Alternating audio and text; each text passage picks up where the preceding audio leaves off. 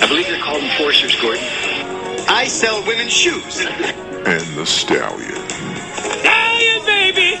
I am not what you would call a handsome man. I'll kick you in the nuts and you'll smile at me and like it. All night long.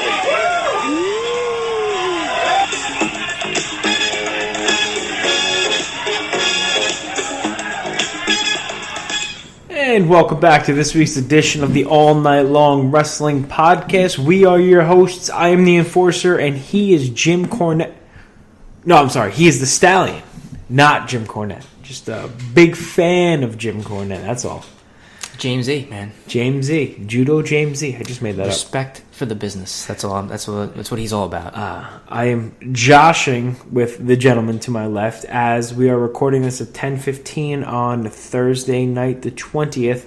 And James E. Cornette is in a bitter Twitter battle with the likes of Kenny Omega and the Young Bucks. And Cornette has just most recently compared Kenny Omega to Adolf Hitler. It's a rough comparison. I don't care who you are. That's a rough one.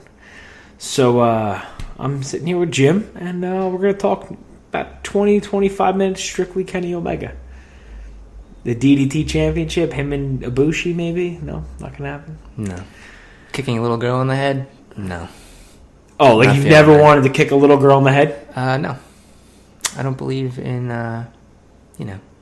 child abuse. So why do you have to? Not interested in that. Well, I guess we're getting to labels now. I don't know why you would label it. I don't know. You know what it is. I think I've been into like laws and stuff, like legal stuff today, as per OJ, making parole. So I don't know. I got a lot of reading up on a lot of justice books and things like that. So who's OJ? OJ Simpson.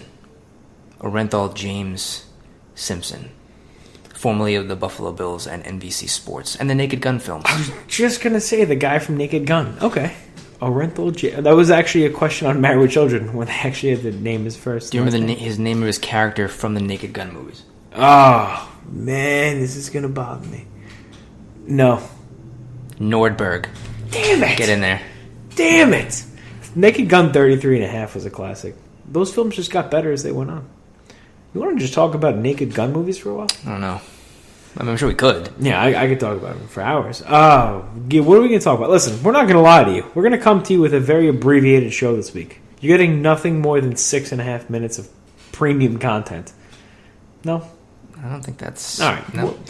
So, listen, we ran into a little travel.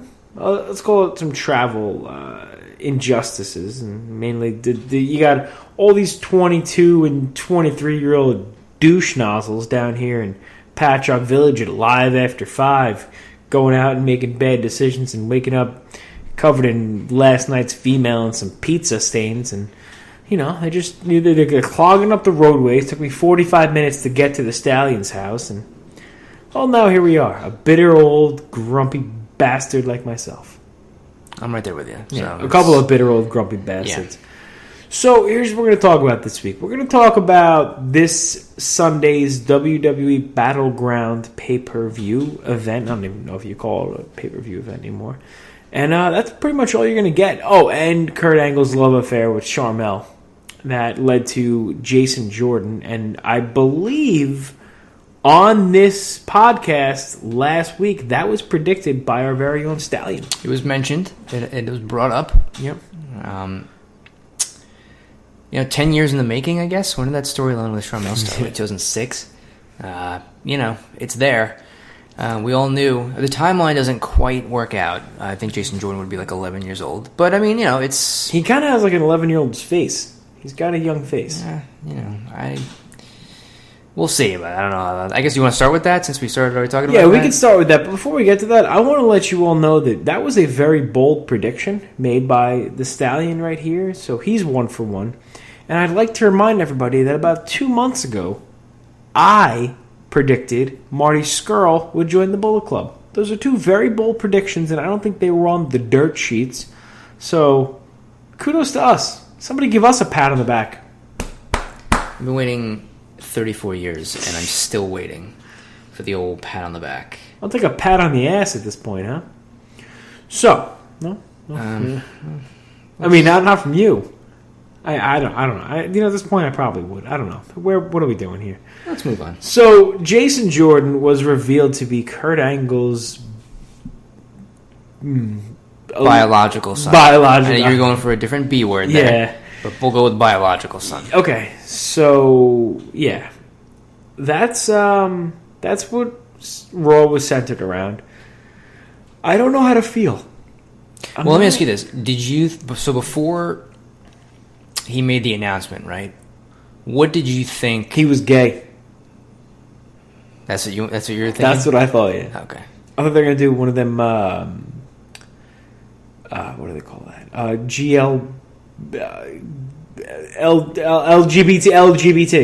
LGBT storylines, because I know Stephanie McMahon was a big mark for that promotion, and she said that in the future, earlier this year, she said in the future there was going to be a LGBT storyline, and apparently it might just be Patrick Clark. Yeah, I think the Velveteen Dream is taking up the mantle on that one right now.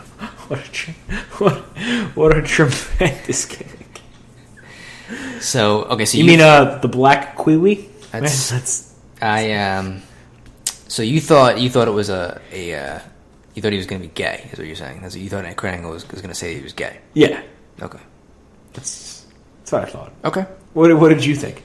I was going with the illegitimate child angle. I thought that's what it would be. With a gay guy? Nope. That's not what I thought.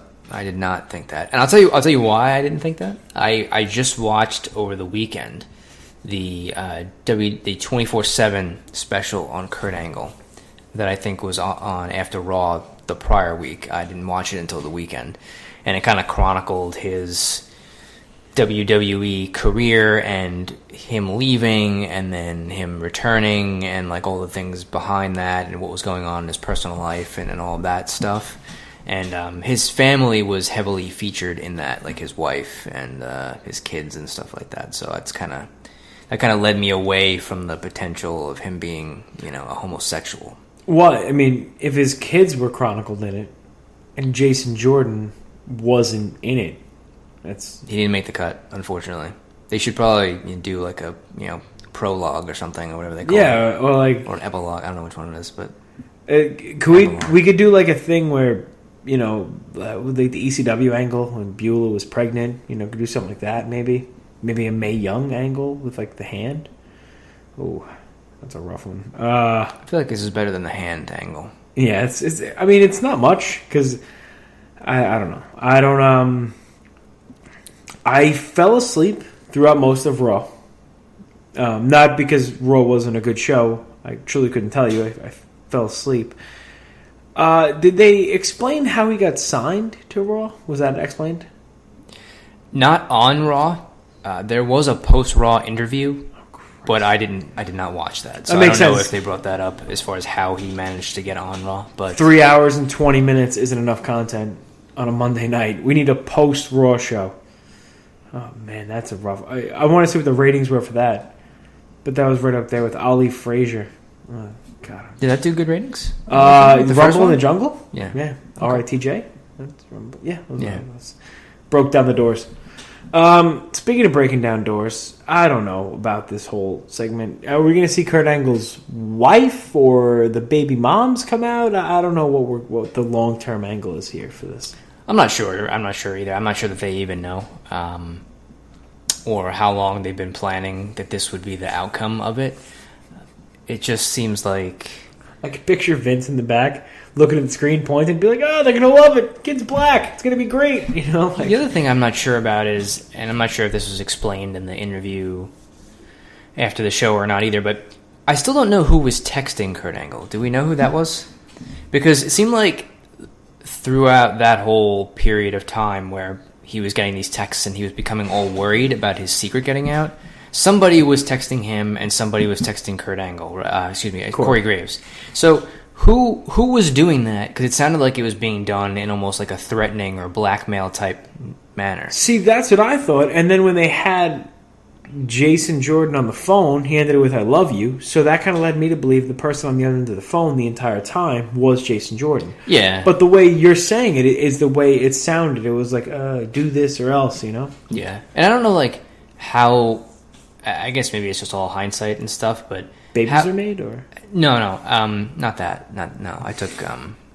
Economics? I took government. Shop. Yep. Wood shop. All right. It all comes full circle. I lost my train of thought now. I suck. Come on. I suck. No. I don't know. You don't know how they like landed on this as the answer. Like, how would this have ruined his career? I guess. Like, how would it have ruined his career just because he had a son with a woman prior to being married? Yeah. You know, that's something we're going to have to tune in next week, I guess, to see. But also, how did Corey Graves get the information? Yeah, I mean, he was acting as if, like, you know, he was close friends with Jason Jordan when they were in NXT, and, like, he's known and all this type of stuff. But again, I don't see how, like, unless Jason Jordan was threatening to go public with this, then I don't see how they would be getting along so well. It just seems really confusing, that part of it. So maybe that makes me think that maybe they changed or kind of altered whatever direction it was going in, and then came up with this as a way to push Jordan as a singles competitor and kind of give him, you know, make him more featured or whatever, which is fine if that's what they want to do. It's just that maybe they didn't have a whole long-term plan when they started this thing, and then they kind of ended up altering it along the way. That probably would explain why American Alpha did all of Kurt Angle's moves then. So, I guess that's... I probably wouldn't bring attention to the guys that are kind of copying you so blatantly, almost. Like, I don't know if that's something you'd want to do. I don't know. It's, like you said, now that you're saying it out loud, I think that they maybe kind of called an audible halfway through, and they were like, let's not go with X, Y, and Z, and let's do this instead. Yeah, I mean, that could be it. I mean, I think if anybody was thinking it was going to be somebody from American Alpha, I think a lot of people thought it might have been Gable, just because, you know, they seem to have a lot of similar background and history or whatever it is. Like, as far as he was acting a lot more, I think, like Angle than Jason Jordan was. That's why. No other reason? You know, I don't know. I don't really want to...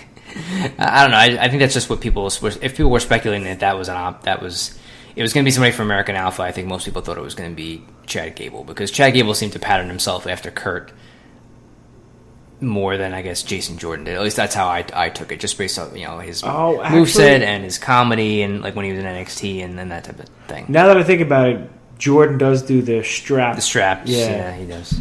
So does Jerry Lawler, though. You know what I mean? Tremendous. So did King Kong Bundy. Oh, man, I saw... Nah, I'm not going to go into the King Kong Bundy shoot interview that I watched. That's the true story. I watched like a 7-minute King Kong Bundy interview where he was shooting on Macho and Lanny Poffo.